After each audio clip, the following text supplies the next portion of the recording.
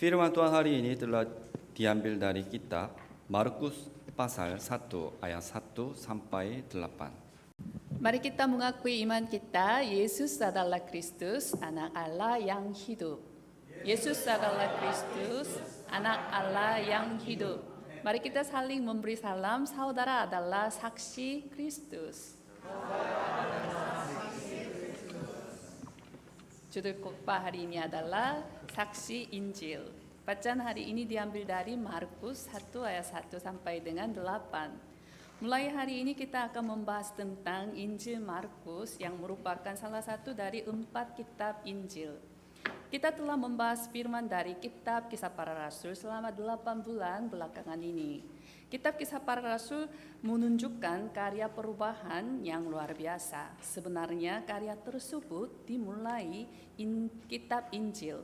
Itulah sebabnya penulis kitab Kisah Para Rasul yaitu Lukas memulai kitab Kisah Para Rasul dengan dalam bukuku yang pertama aku menulis.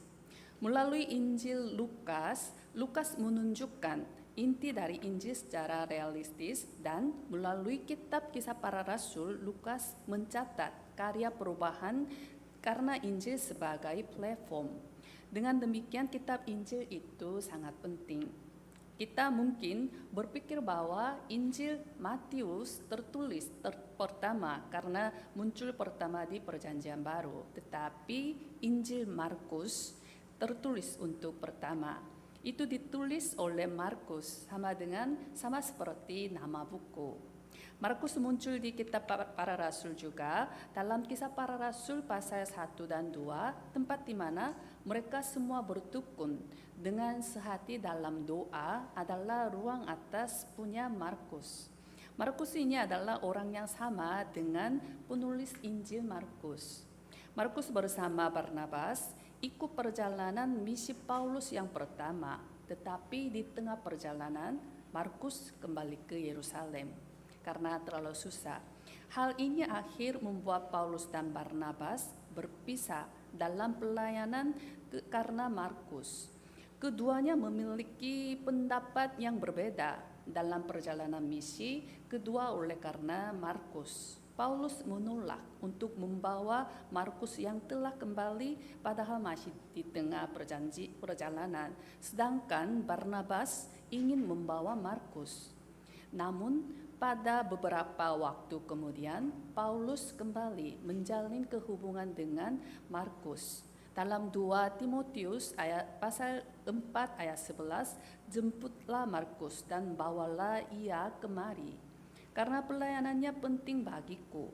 Ketika Paulus berada di penjara Roma, dia meminta Timotius untuk membawa Markus ke sana.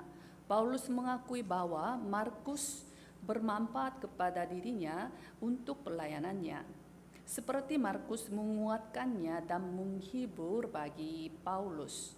Dengan demikian Markus menjalani kehidupan yang berbeda dengan waktu dalam perjalanan misi yang pertama. Secara khusus, Markus melayani bersama dengan Petrus sebagai penerjemah ketika Petrus memberitakan Injil setelah kemartiran Paulus. 1 Petrus 5 ayat 13, salam kepada kamu sekalian dari kawanmu yang terpilih yang di Babylon. Dan juga dari Markus, anakku. Dia bertumbuh secara rohani sampai disebut sebagai anakku oleh Petrus. Singkatnya Markus melayani bersama 2 guru rohani, yakni Paulus dan Petrus di gereja mula-mula, dan mendapat pengajaran dengan paling akurat tentang Yesus Kristus. Dari Petrus, dia mendengar tentang kehidupan Yesus dengan cara yang realistis. Dan dari Paulus, dia mendengar penafsiran rohani tentang tiap pelayanan Yesus dan penafsiran perjalanan perjanjian lama yang berpusat pada Kristus. Oleh sebab itu Markus menulis Injil Markus untuk memberitakan pengharapan sejati kepada mereka yang sedang menghadapi penganiayaan hebat melalui Injil Yesus Kristus yang telah mendengar ketika dia melayani bersama dengan Paulus dan Petrus. Sebelum kita menemukan pesan dari Injil Markus, pertama-tama kita harus melihat iman yang dipertunjukkan oleh Markus untuk bangkit kembali. Meskipun kita berbuat salah atau gagal pada suatu waktu, tetapi jangan menyerah dan berputus asa. Sebagai orang yang memiliki Injil, kita harus memulai kembali. Perdana Menteri Inggris yang terkenal bernama Winston Churchill mengucapkan perkataan yang bermakna seperti ini. Success is not final, failure is not fatal. Sukses bukanlah final, gagal bukanlah fatal. Yang penting adalah keberanian untuk menantang. Benar, keberanian untuk memulai kembali. Keberanian untuk terus-menerus menantang diri sendiri adalah penting. Saya memberkati setiap jemaat Indonesia serta Timur Leste dalam nama Yesus Kristus. Kiranya saudara dapat menjadi saksi Injil. Sebagaimana judul khotbah hari ini, melalui Injil Markus sambil melampaui situasi dan kondisi apapun. Pokok bahasan yang pertama adalah permulaan Injil adalah Yesus Kristus. Dalam ayat 1, inilah permulaan Injil tentang Yesus Kristus, Anak Allah. Injil Markus dimulai dengan proklamasi tentang apa permulaan Injil itu. Jika Kejadian pasal 1 ayat 1 adalah deklarasi permulaan penciptaan, Matius 1 ayat 1 adalah deklarasi permulaan Injil. Dari sudut pandang penciptaan itu berarti deklarasi penciptaan kembali. Karena peristiwa Kejadian pasal 3 semuanya telah dijungkir balikan. Sehingga satu-satunya Injil menjadi cara dan untuk mengembalikan ke keadaan penciptaan semula. Dikatakan Markus bahwa permulaan Injil adalah Yesus Kristus, Anak Allah. Dia mendefinisikan Injil yang sangat sederhana dan jelas. Markus mendeklarasi dengan mengutip pengakuan iman Petrus yang merupakan bapa rohaninya. Dalam Matius 16 ayat 16, Yesus, engkau adalah Mesias, Anak Allah yang hidup. Injil ini disebut Euangelion dalam bahasa Yunani. Pada zaman Romawi, kata ini digunakan untuk memberitakan berita kemenangan perang dan berita baik keluarga kekaisaran Romawi dan lain-lain. Tetapi Markus mendeklarasikan bahwa Yesus Kristus Anak Allah. Kabar baik Yesus adalah kabar baik, dan Yesus adalah kabar besar dalam sejarah manusia. Karena Yesus adalah Kristus, Anak Allah yang hidup. Pengharapan sejati bukan karena kekaisar Romawi, tetapi satu-satunya pengharapan sejati yang harus kita miliki di dunia ini adalah Yesus Kristus. Kita biasanya berpikir bahwa Injil diperlukan bagi hanya orang-orang yang tidak percaya. Memang Injil ini harus disampaikan kepada orang-orang yang tidak percaya. Tetapi orang kudus pun memerlukan Injil hari demi hari untuk memasuki lebih dalam Injil itu. Kita harus membangun baptisan dengan kokoh dalam diri kita terlebih dahulu. Markus tidak menulis pesan Injil ini kepada orang-orang yang tidak percaya di Roma, tetapi Markus menulisnya untuk orang-orang yang percaya, yang telah memiliki iman, agar mereka dapat menjadi murid mutlak Kristus yang melampaui penganiayaan dan kesengsaraan dengan pengharapan dan keberanian melalui Injil. Markus mengatakan bahwa permulaan Injil adalah Yesus Kristus. Bukan hanya Yesus Kristus, tetapi juga Yesus Kristus, Anak Allah. Melalui Yesus Kristus, zaman baru telah dimulai di bumi ini, dan Dia adalah Anak Allah. Apa artinya Anak Allah di sini? Apakah ini adalah hubungan ayah dan anak ibarat orang tua melahirkan anak-anak? Tidak, tidak begitu. Ketika kita menyebut sebagai anak itu digunakan makna sebagai melahirkan anak atau memperanakkan. Tetapi Alkitab menggunakan kata anak untuk mengartikan setara atau levelnya sama. Dalam Filipi 2 ayat 6, yang walaupun dalam rupa Allah tidak menganggap kesetaraan dengan Allah itu sebagai milik yang harus dipertahankan. Dikatakan bahwa Yesus adalah Allah. Ungkapan anak Allah menekankan kedaulatan raja dari Yesus Kristus.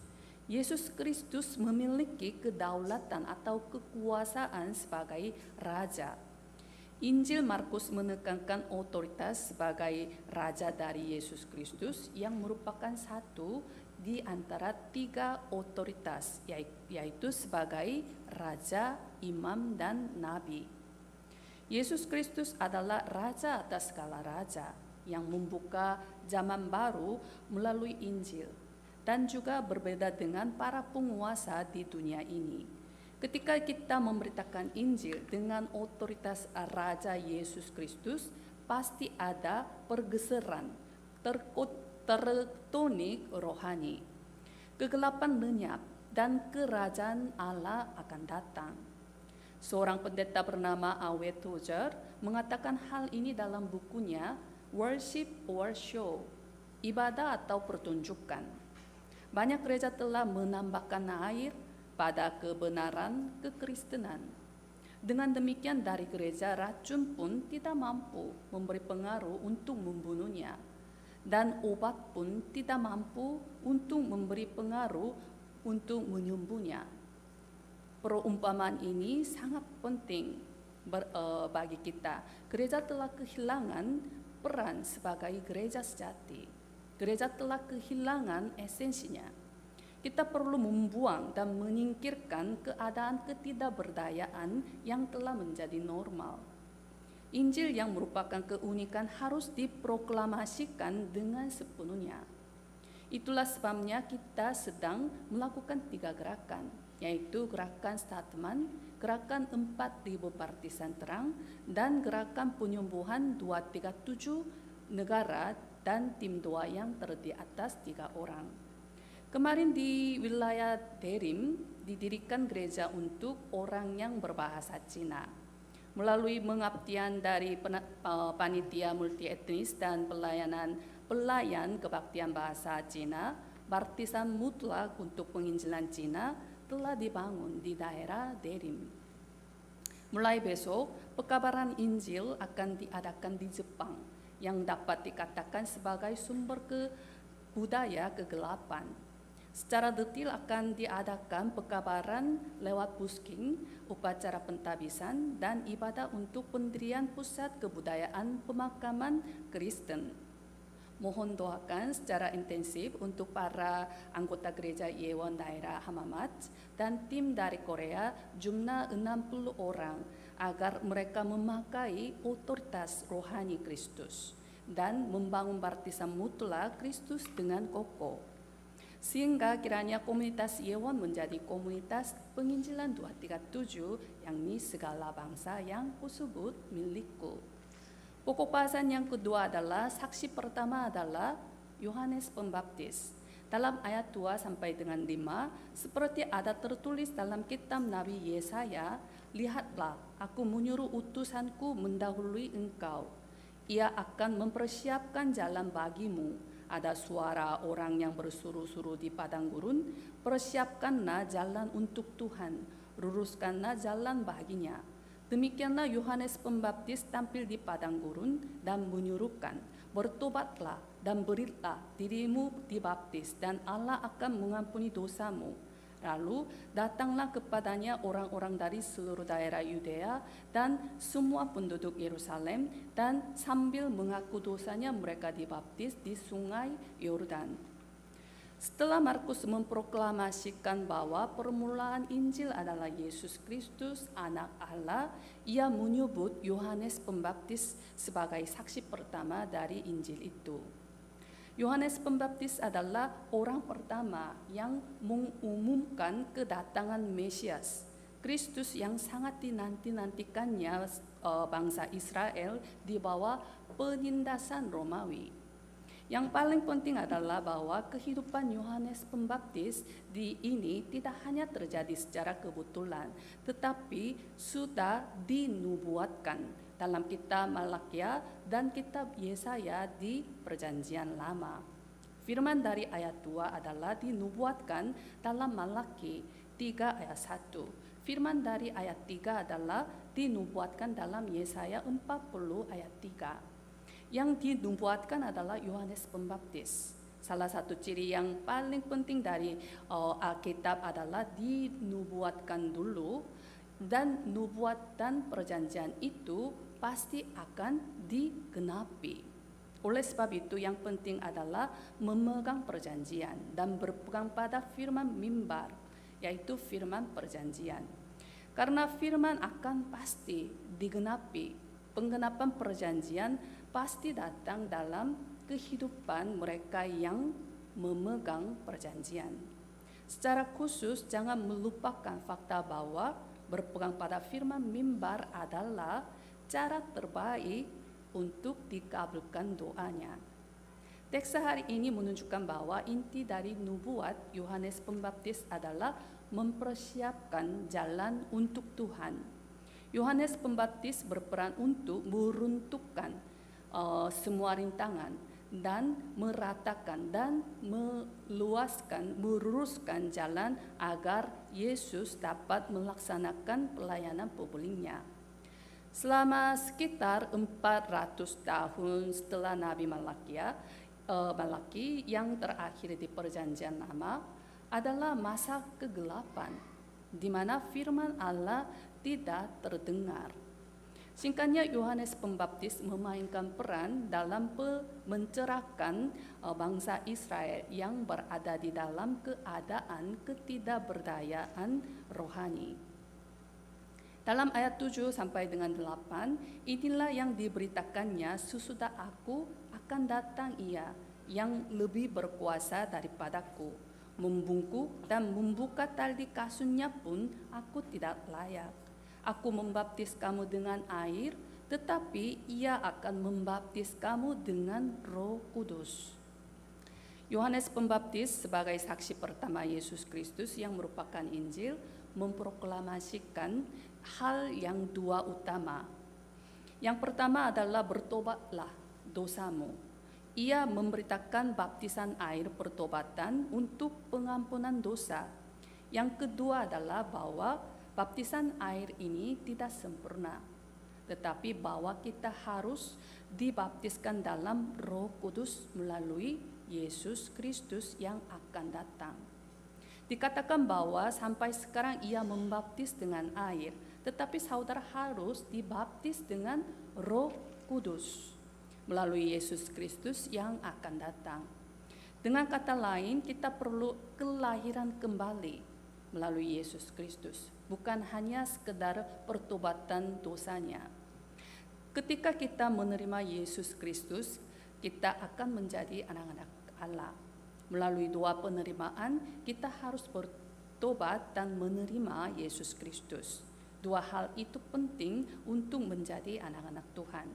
Oleh sebab itu, dua penerimaan mengandung pengakuan bahwa kita adalah orang yang berdosa dan juga menerima Yesus Kristus sebagai Tuhan dalam hidup kita masing-masing.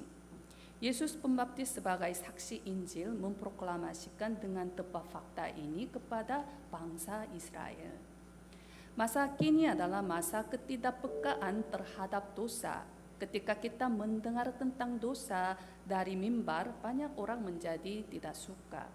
Namun, Alkitab katakan bahwa pertama-tama kita harus menghadapi dosa dengan benar. Dari sinilah perubahan akan dimulai. Satu hal yang lebih penting adalah bahwa setelah menjadi anak-anak Tuhan, kita tidak perlu memiliki perasaan berdosa. Penyaliban Yesus Kristus adalah sempurna. Tetelestai, sudah selesai. Semuanya sudah selesai dengan sempurna. Itulah sebabnya Rasul Paulus menyatakan dengan kuat dalam Roma 8 ayat 1 sampai dengan 2. Demikianlah sekarang tidak ada penghukuman bagi mereka yang ada di dalam Kristus Yesus. Roh yang memberi hidup telah memerdekakan kamu dari dalam siapa? Dalam Kristus. Dari apa? Hukum dosa dan hukum maut. Amin. Ketika kita menikmati kebebasan sejati, sukacita sejati, kedamaian sejati, ada rasa syukur sejati dan kebahagiaan sejati di dalam Kristus, kita akan menjadi saksi sejati Injil. Amin. Saya memberkati setiap jemaat Indonesia serta Timur Leste dalam nama Yesus Kristus. Kiranya saudara dapat menjadi saksi Injil yang menikmati berkat-berkat luar biasa yang tersembunyi dalam Kristus dan membangun partisan mutlak Kristus di ladang saudara masing-masing. Sebagai kesimpulan, ada pepatah leadership virus kepemimpinan. Ini juga merupakan judul buku manajemen. Dikatakan banyak konsultan bahwa banyak pemimpin perusahaan yang mencapai puncak terinfeksi dengan virus kepemimpinan. Sederhananya, virus kepemimpinan adalah suatu kondisi kesombongan. Virus kepemimpinan membuat kekuatan yang diberikan untuk membangkit organisasi berubah menjadi kekuatan pribadi atau ambisi pribadi. Kita dapat melihat contoh mereka yang terinfeksi virus kepemimpinan adalah politikus. Akhir mereka tidak baik. Hal yang sama berlaku untuk kehidupan rohani. Semakin kita memahami Injil, semakin kita perlu berfokus pada esensi rohani. Yohanes Pembaptis dengan setia melaksanakan misinya untuk mempersiapkan kedatangan Yesus yang pertama, dia hanya berfokus pada memperlihatkan Kristus saja, bukan memperlihatkan diri sendirinya. Ini menunjukkan bahwa kita harus hidup sebagai saksi Kristus di zaman ini untuk mempersiapkan kedatangan Yesus Kristus yang kedua. Saya memberkati setiap jemaat Indonesia serta Timur Leste dalam nama Yesus Kristus. Kiranya saudara menikmati Injil Kristus melalui firman Injil Markus yang telah mulai hari ini selama 24 jam. Dan membuat karya 25 dan kekal dan membuat kehidupan yang membuat karya penginjilan. Amin. Mari kita berdoa. Kami mengucap syukur kepada Allah Trinitas yang telah menyelamatkan kami dari kutukan, binasa, maut dan kuasa setan yang kekal. Kami percaya bahwa Yesus adalah Kristus, Anak Allah yang hidup. Kiranya Tuhan menaruh hikmat dan kebijaksanaan rohani kepada kami untuk memahami dan menyadari rahasia Allah, yaitu Kristus. Permulaan Injil adalah Yesus Kristus. Kiranya kami dapat mulai kehidupan baru dengan permulaan benar, yaitu Yesus Kristus. Sehingga kiranya kami dapat menjalani kehidupan sebagai saksi Kristus. Kami berterima kasih atas segalanya. Kami berdoa di dalam nama Yesus Kristus. Amin.